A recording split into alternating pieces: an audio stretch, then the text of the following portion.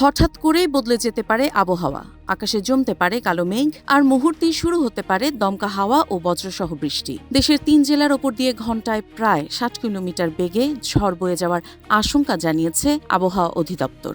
সোমবার দুপুর ১টা পর্যন্ত দেশের অভ্যন্তরীণ নদীবন্দরগুলোর জন্য দেওয়া এক সতর্কবার্তায় এ তথ্য জানানো হয়েছে।